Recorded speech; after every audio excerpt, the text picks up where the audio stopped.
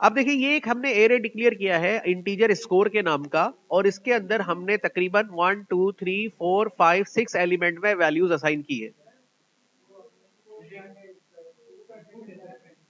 हाँ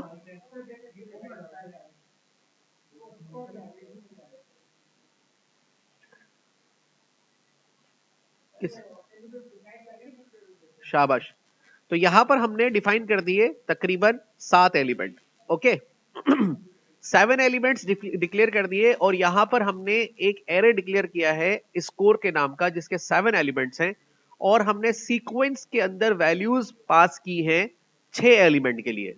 तो 0 1 2 3 4 एंड 5। ठीक है, आखिरी एलिमेंट हमने खाली छोड़ दिया है। इसको भी समझे, जब आप एरे डिक्लेयर कर रहे हो तो जितने एलिमेंट्स आपको रिक्वायर्ड हैं उस पर +1 यूज किया करें, +1 यूज किया करें, एक एक्स्ट्रा रखा करें। सही है।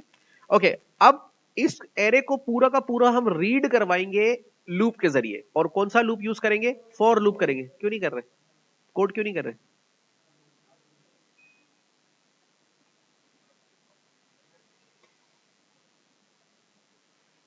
आज फोन करके बताऊंगा, डाउनलोड हो जाएगा घर पे। सही, ठीक है। तो यहां पर जो है क्या करेंगे हम इसको, आप देखें यहां पर हम एक स्ट्रक्चर बनाएंगे फॉर के लूप का। अब यहां लिखेंगे फॉर, और यहां पर जाके हमने इस तरह से उसकी बॉडी बनानी है। ठीक है, यहां पे जाके फॉर के लूप की बॉडी बनानी है। अब देखिए यहां पर हमें दो चीजों का जब कॉम्बिनेशन करते हैं, मतलब देखिए एरे को रीड करवा रहे हैं फॉर के जरिए, तो हमारा कोड कम लगेगा, है ना।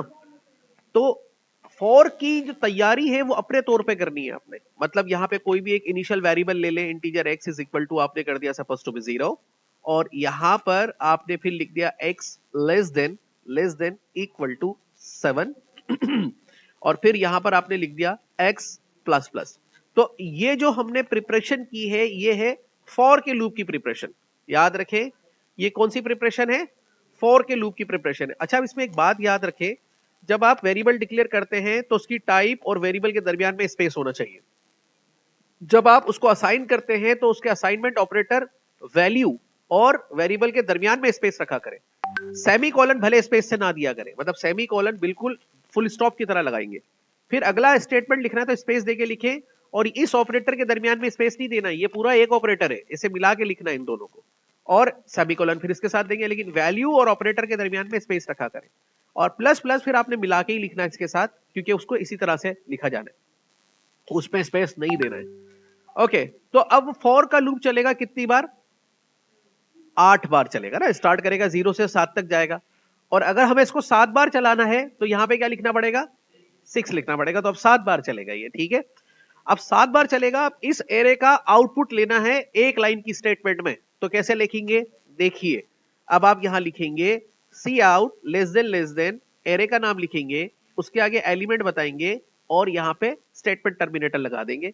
बल्कि न्यू लाइन भी ले लेना इसके साथ साथ, स्पेस देके लेस देन और एंड एल लिख दिया आपने। ठीक है, तो यहां पर देखिए अगर आप ऐसे कोड लिखेंगे तो यहां पर अब आपके लिए एक सवाल मैं देने वाला हूं।